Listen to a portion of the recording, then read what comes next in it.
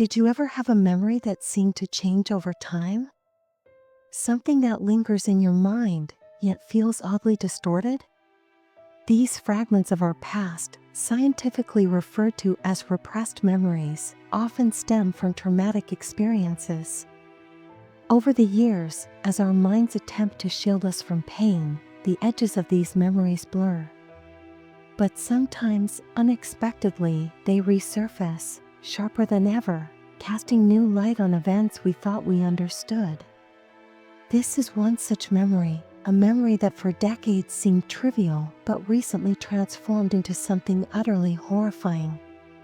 The year was 1995. I was just a child, perhaps 5 or 6 years old, living in a modest home nestled on 10 acres of land in southeast Queensland, Australia. The house was surrounded by dense bushland, stretching endlessly beyond the horizon. It was the quintessential 90s family home: linoleum floors with peculiar green diamond patterns, wood-paneled walls, a ticking wall clock, and a living room furnished with mismatched couches and a small box television. That day, like most summer days, was sweltering. My parents were at work, and my older brother was down the back paddock mowing. I was alone in the living room, immersed in play with my Hot Wheels cars, while the television droned on with some forgettable midday program. It was an ordinary day, or so it seemed. As I played, I looked up toward the back door. It was a screen door, the kind with a thin metal frame and a square sheet of insect mesh at its center. Standing just beyond it, framed by the glaring sunlight, was my father, or so I thought. He was staring in at me, motionless. He spoke, his voice muffled by the screen. "Let me in. Unlock the door." For reasons I couldn't explain, I didn't move. At the time, I chalked it up to childish defiance. But as the years passed, this memory began to feel wrong. Something didn't add up. Why hadn't I opened the door? Why had I felt an inexplicable sense of unease? It wasn't until recently that the fog surrounding this memory began to lift. The details became sharper, clearer, and far more terrifying. The figure at the door wasn't my father at all. What stood there that day was something dark, its shape distorted, almost fluid. It swayed gently, as if caught in an unseen breeze. The longer I stared, the more alien it appeared. Its face, if you could call it that, was an unsettling void, its presence exuding an unnatural stillness that made my skin crawl. I remember the sounds vividly. The wind rustled through the mulberry bushes outside. The relentless ticking of the kitchen clock echoed in the silence. And then, there was the voice. A deep, gurgling voice that seemed to resonate not just in my ears, but in my very bones. Tick, tock. Shall I come in? Shall I? Tick, tock. Might you be unlocking the door? Tick, tock. It's warm inside. A little breeze might cool things down. Tick, tock. Your parents will be home soon. They might be upset if you don't let the dog out. The voice wasn't commanding. It wasn't demanding entry.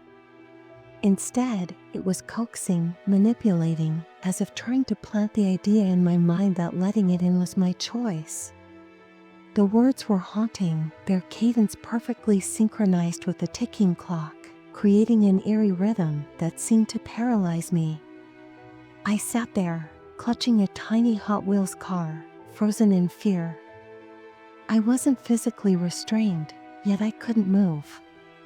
My mind screamed at me to run, to hide, to do anything but sit there, yet my body refused to obey. Minutes felt like hours as the entity continued its unnerving monologue, its voice growing darker with each passing moment. Years later, As I piece together the fragments of this memory, I've come to accept its horrifying reality. This wasn't a dream or a figment of my imagination. The clarity of the memory, the visceral fear, the oppressive silence, the sinister voice is as vivid as any recent event in my life. Australia is a land steeped in folklore, its vast, untamed landscapes giving rise to countless tales of spirits and entities that wander the bush. Some are said to be mischievous, others malevolent, lingering in this world to sow fear and chaos. I've often wondered what it was that visited me that day. Was it one of these spirits? A shadow person? Or something entirely beyond human comprehension? In the years since that encounter, I've tried to rationalize it. Could it have been a trick of the light? A child's overactive imagination? But deep down, I know what I saw. I know what I heard. And I know the profound, paralyzing terror it instilled in me. To this day, I've never told my parents or my brother about that afternoon. Some things are best left unsaid. But I'll never forget the visitor at the back door, a dark, swaying figure, speaking in that grotesque, gurgling voice, forever etched into my memory. Some memories, no matter how deeply buried, have a way of clawing their way back to the surface. And when they do, they remind us that some fears never truly leave us. They linger, waiting for the right moment to reveal their full, horrifying truth. The memory of that day became less frequent as I grew older. I moved on with life, busying myself with school, friends, and later, work. But last year, something happened that brought it all back with terrifying clarity. It was a late autumn evening. I was back in the area visiting my parents. Their home looked much the same, though the once vibrant garden was now overgrown, and the familiar mulberry bushes had grown wild. As I sat in the living room, memories of my childhood crept back. I glanced toward the back door, half expecting to see that distorted figure staring in at me once more. That night, I stayed in my old bedroom. The house was silent, save for the occasional groan of the wooden floor settling.